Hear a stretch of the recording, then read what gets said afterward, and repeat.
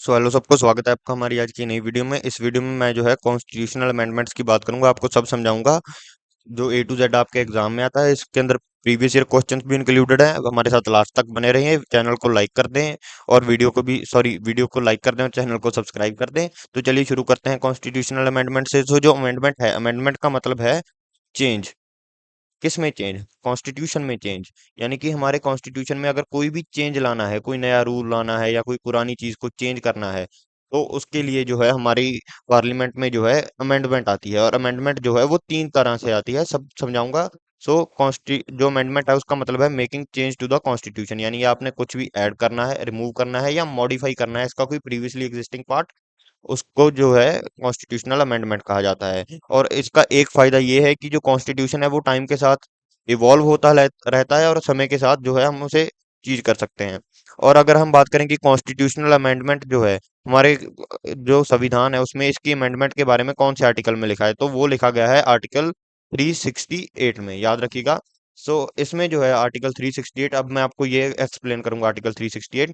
इसमें जो है तीन तरह की अमेंडमेंट्स के बारे में बताया गया है। एक अमेंडमेंट की जाती है स्पेशल मेजोरिटी से, एक सिंपल मेजोरिटी से और एक special majority plus state ratification के लिए। सो जो स्पेशल मेजोरिटी है वो चाहिए सिर्फ ऑर्डिनरी लॉज के लिए। सो जो इसमें जो है इसका एग्जांपल है कि अगर किसी भी स्टेट का नाम चेंज करना है और कोई भी ऐसे सैलरी वगैरह में चेंज लाना है, कोई भी हमारे जो ऑफिशियल्स हैं, गवर्नमेंट एम्प्लॉइज हैं, उनकी सैलरी में, तो ये जो है ऐसे ही सिंपल मेजोरिटी से पास कर दी जाती है। और फिर आती है स्पेशल मेजोरिटी। स्पेशल मेजोरिटी कराया है कि जो हमारा पार्लियामेंट है उसमें जो है 2/3 मेंबर्स जो हैं वो प्रेजेंट होने चाहिए और फिर होगी वोटिंग। और जब जो है मेजोरिटी ऑफ टोट यानी कि जितने आदमी प्रेजेंट है उसमें से जब मेजोरिटी जो है वो वोट करेगी किसी चीज के हक में, तभी जो है वो लॉ पास होगा।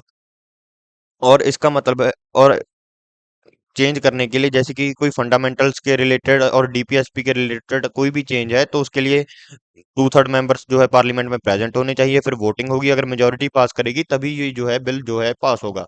अगर हम बात करें कि ऐसी कौन सी सिचुएशन है जिसमें स्टेट रेटिफिकेशन और स्पेशल मेजोरिटी चाहिए होती है, तो ये जो है इसमें जो है half of the state legislature, यानी कि हमारे स्टेट में, हमारे पूरे जो इंडियन स्टेट है, हमारा नेशन है, हमारे जितने भी स्टेट लेजिस्लेचर है, यानी कि आपकी जो स्टेट है उसकी रिस्पेक्टिव विधानसभा, उसमें से जो है half of the state legislatures का जो है अप्रूवल चाहिए होता है।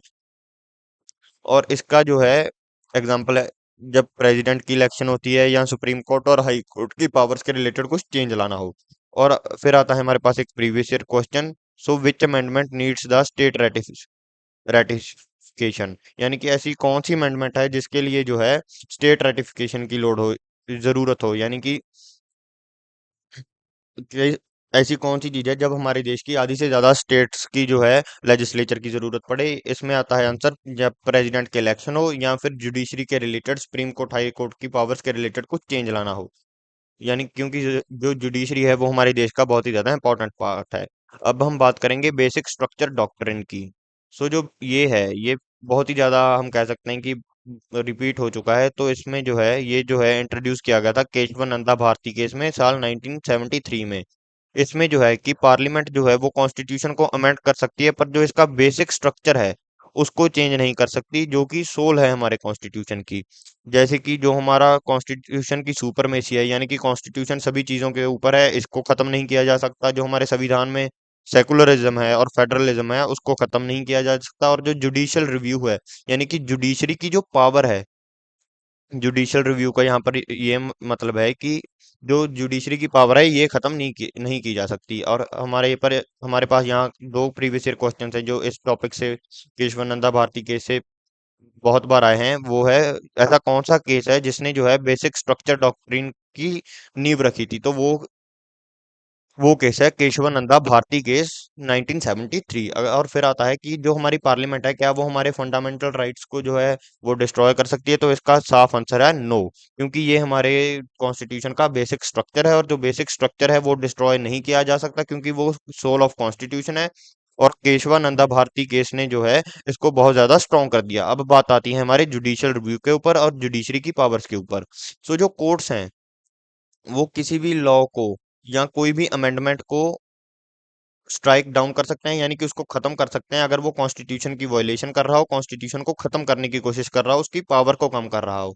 सो ये जो है पावर है जुडिशियल रिव्यू की, वो कहाँ पर लाई करती है, तो वो लाई करती है आर्टिकल 13, 32 और 226। ये बहुत ही ज्यादा इंपॉर्टेंट है, आप याद रखिएगा इसको। और इसमें जो है पावर वो है सुप्रीम कोर्ट और हाई कोर्ट्स के पास है। अब मैं बात करूंगा बहुत ही ज्यादा इंपॉर्टेंट कॉन्स्टिट्यूशनल अमेंडमेंट्स की, जो हर साल जो है पूछे जाते हैं बहुत सारे सेट्स में। सो यही जो है आपने इसका ऐसे ही टेबल बना लेना है सेम टू सेम। यही जो है इतनी के अमेंडमेंट जो है ये आपकी टिप्स पर होंगी, तो आप इजी सी आसानी से कम आप 2 से 3 क्वेश्चन जो है सही कर सकते हैं। तो अगर हम बात करें पहली अमेंडमेंट की, ये अमेंडमेंट जो है आर्टिकल 19 में जो है रीजनेबल रिस्ट्रिक्शंस लाई थी। और आर्टिकल 7 जो है इसमें जो है स्टेट्स की रीऑर्गेनाइजेशन हुई थी लिंग्विस्टिक बेसिस के ऊपर, यानी कि भाषा के आधार पर जो है स्टेट्स को रीऑर्गेनाइजेशन ऑर्गेनाइज किया गया था। जैसे कि हम इनमें से सबसे फेमस है पंजाब का बंटवारा, जिसमें जो है हिमाचल को अलग कर दिया गया पंजाब से और हरियाणा को अलग कर दिया। जो हरियाणवी बोलते थे उनको हरियाणा दे दिया गया, और जो पंजाबी बोलते थे उनको पंजाब दे दिया गया। और ये कब हुआ था, ये हुआ था 1956 की अमेंडमेंट, 7th अमेंडमेंट थी जो हमारे कॉन्स्टिट्यूशन की, उसके चलते। और अगर आप में से कोई सोच रहा होगा कि कितनी अमेंडमेंट्स हो चुकी हैं आज तक हमारे कॉन्स्टिट्यूशन में, सो 105 प्लस अमेंडमेंट्स जो है हमारे कॉन्स्टिट्यूशन में आज तक हो चुकी हैं। अब हम बात करेंगे 24th अमेंडमेंट की। ये जो है पार्लियामेंट को पावर देती है कि ये कोई भी पार्ट जो है कॉन्स्टिट्यूशन का अमेंड अमेंड कर सकते हैं। अगर हम बात और फिर आती है 42nd और 44th अमेंडमेंट, ये बहुत ज्यादा इंपॉर्टेंट है। और ये जो है दोनों की दोनों अमेंडमेंट्स जो हैं ये रिलेटेड हैं इमरजेंसी से। यानी कि ये जो पहली अमेंडमेंट है ये इंदिरा गांधी ने की थी इमरजेंसी के दौरान, और इसको मिनी कॉन्स्टिट्यूशन इसलिए कहा जाता है क्योंकि इस समय जो है बहुत सारी चीजें जो है इसमें ऐड की गई थी और कॉन्स्टिट्यूशन के साथ छेड़छाड़ की गई थी। और अगर हम बात करें कि सबसे इंपॉर्टेंट वर्ड्स जो हैं इस समय जो मिनी कॉन्स्टिट्यूशन में 42nd अमेंडमेंट के दौरान जो ऐड किए गए थे, वो थे सोशलिस्टिक, सेकुलर। ये दो वर्ड्स जो हैं सोशलिस्ट और सेकुलर, ये प्रियम्बल में ऐड किए गए थे संविधान के पहले पेज के ऊपर। और अब हमारी आती है इससे अगली अमेंडमेंट 44th अमेंडमेंट। इसमें जो है आर्टिकल 19 और आर्टिकल 21, इनको जो है इमरजेंसी के दौरान जो वीक कर दिया गया था, इनको जो है रिस्टोर कर दिया गया था, यानी कि जैसे पहले थे वैसे ही कर दिए गए थे अमेंडमेंट के पहले जैसे थे। और फिर आता है 52nd अमेंडमेंट जो हुई थी 1985 में। ये लाई थी हमारे कॉन्स्टिट्यूशन के 10th शेड्यूल में एंटी डिफेक्शन लॉ। यानी कि इसके पीछे भी एक गजब कहानी है। हरियाणा के एक मंत्री थे जो कि एक दिन में कई बार पार्टी चेंज कर गए थे, और उनके समर्थन से सरकार बन जाती थी, गिर जाती थी। इसके साथ जो है देश में अनस्टेबिलिटी आती, स्टेट्स में अनस्टेबिलिटी आती, क्राइम बढ़ता, माफियाज जो है वो भी पार्लियामेंट में हमारी जो हम कह सकते हैं कि लॉ मेकिंग में एंट्री कर लेते। तो ये जो है एक देश के लिए बिल्कुल भी अच्छा नहीं होता। इसलिए जो है एंटी डिफेक्शन लॉ लाए कि अगर जो है कोई भी आदमी जो है चेंज करना चाहता है पार्टी, तो उसके साथ 1/3 मेंबर्स जो है एग्जिस्टिंग, वो उसके साथ पार्टी चेंज करेंगे। वरना अगर कोई अकेला आदमी जो है पार्टी चेंज करेगा, तो उसकी जो है मेंबरशिप वो कैंसिल कर दी जाएगी। जैसे कि आप अब आप एक एग्जांपल की जैसे लीजिए, यानी कि मैं कांग्रेस जैसे कि अब मैं कांग्रेस में हूँ, और बीजेपी जो है वो इलेक्शन जीत रही है, पर उसके पास जो है 4-5 सीट्स जो है कम हो गई। और अब वो पैसे देकर मुझे खरीदेंगे और मैं उस तरफ जाऊंगा, और कांग्रेस मुझे पैसे देगी, मैं वापस उस तरफ जाऊंगा। तो ये बहुत ही ज्यादा अनस्टेबिलिटी लाएगी स्टेट में। इसलिए जो है ये लॉ लाया गया था कि अगर आप किसी को भी पार्टी चेंज करनी है, तो 1/3 मेंबर जो होंगे पार्टी के, उनको जो है उस तरफ जाना होगा, दूसरी पार्टी की तरफ। और फिर आती है 61st अमेंडमेंट, जिसके अंडर जो है हमारी वोटिंग एज जो है 21 से कम करके 18 कर दी गई थी।